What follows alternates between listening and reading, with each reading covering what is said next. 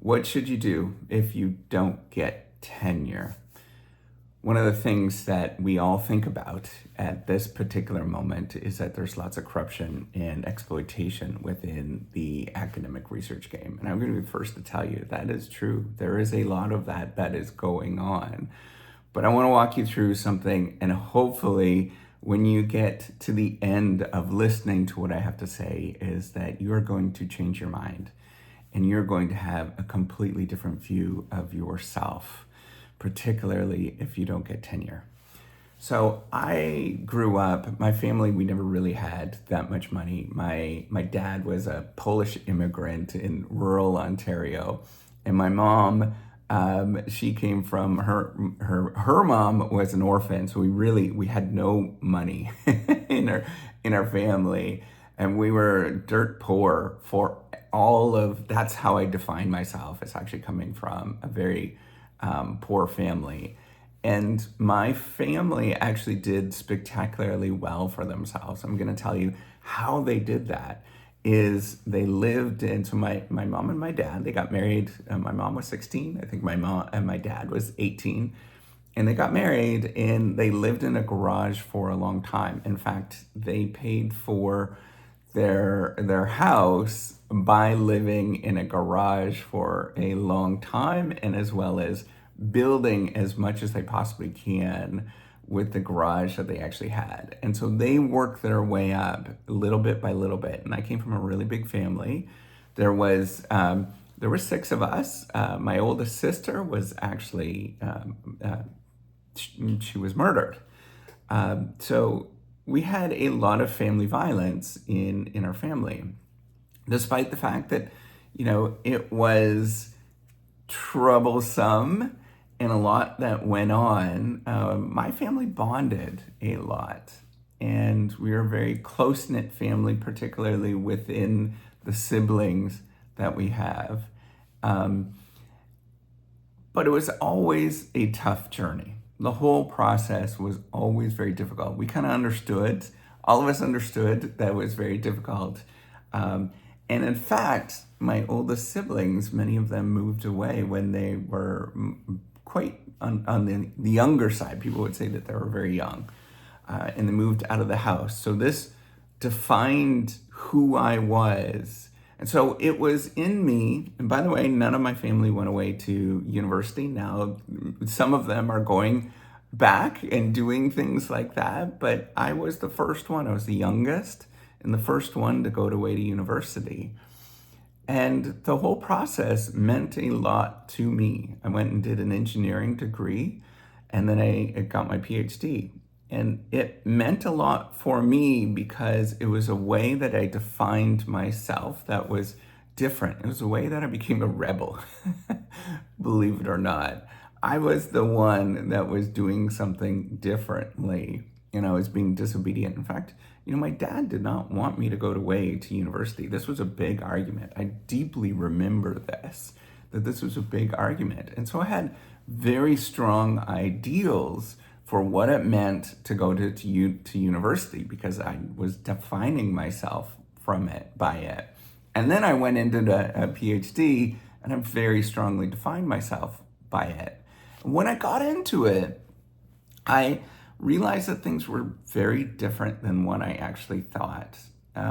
There was just as much corruption and exploitation that happened within the university system as what happened I saw on the outside. There was a ton of it. In fact, maybe there's even more, because there is a lot of tight resources. And there was a lot of people that would, play the game, if you know what I mean. And it was a lot more open. Actually, it wasn't open in the sense that people know when people are playing the game, and you understand it. But you understand that other people are sort of trying to trick other people. And it hit me really hard. Like, I was very hard for the first couple of years of defining every time I went through a different stage. It was like, man, this is really hard. And this is not what I expected. People were a lot more aggressive than I thought they needed to be. Like I came from a very naive family in that we were very close knit and we were blue collar and we got our nose, we just did our work and then went home. There was a lot of politics and a lot of like goofy stuff that went on in our house in the sense of like, family dynamics. Not necessarily within our close knit, but, larger family dynamics. It was always really, something that I would come back to is like, oh, this was an important part of my life is to have these very strong morals that would hold us together. And part of it was just getting my work done in terms of getting things done. Now, when you go through this and you experience that the world is a lot more different than you think it is, and that there could potentially be exploitation, and there could potentially be corruption, and it's not necessarily how you think it is, right? None of those things ever play out in the way that you think happen, right? It's not like there is some, sleazy guy in the corner making, backroom deals and things like that. It's often people doing things to get ahead, and they often don't know that that is happening, or they feel in a way, right? I believe in a lot of behavioralism, is that people often stumble. You don't end up wanting to go and be a drug addict, right? Like that's not your original intention in life. A lot of things happen along the way to get to the point where you become a drug addict and you can't get away from it. And so what you have to learn through all of this, and my big point with all of this, is that yes, there are a lot of things that happen. And it is a very imperfect world. There is a lot of corruption. There is a lot of exploitation if you start looking for it. I mean, go onto Rejection Watch and you're going to see a whole bunch of people. And that is just scratching the surface, just like every other industry that exists. To get work done, often people have to do things that are not quite so pleasant or that are, people like. So that's one take on it. But part of the reason why we end up doing this, and I'm going to get to the message of, if it's hard to get tenure, what does that actually mean? Part of the reason why we actually do this is because that we don't have a good sense of self inside. That's what ends up happening, why people end up becoming, drug addicts or default to addictions and things like that. I strongly believe that. It's not necessarily, it's my personal belief. It's not necessarily that there's a bunch of research, but although I think that this is exactly what you would find. What you need to do, right, if you don't get tenure and you're not going to make the tenure process and it's not working out for you, you have to walk with quiet confidence inside. This is a super hard thing for all of us to do. It's very hard for me to do. The quiet confidence, what is that? What am I talking about? This is where you ignore what the signals are telling you, and then you walk as if you are a good person. You walk in the sense of, I did everything I possibly can, and I'm going to continue to do that and work as hard as I possibly can, with having very strong values in what that actually looks like. And sometimes what happens if you don't get tenure, for example, you might think that you're no good. Trust me, I go through a lot of rejection, and it was very close for me to get tenure. Believe it or not, at my where I'm at right now, it was very close, and it wasn't like a sure shot. I did have some rejections, and I did go through a lot mentally in terms of processing this. I was like, I did everything right. I made sure that I was doing everything. I'm constantly working. I thought I was doing stuff that was innovative, and I had all these great people, and it wasn't good enough, right? And that's where you have to say, there's a lot of people that you will never be good enough for. And the world is going to be very rough on you.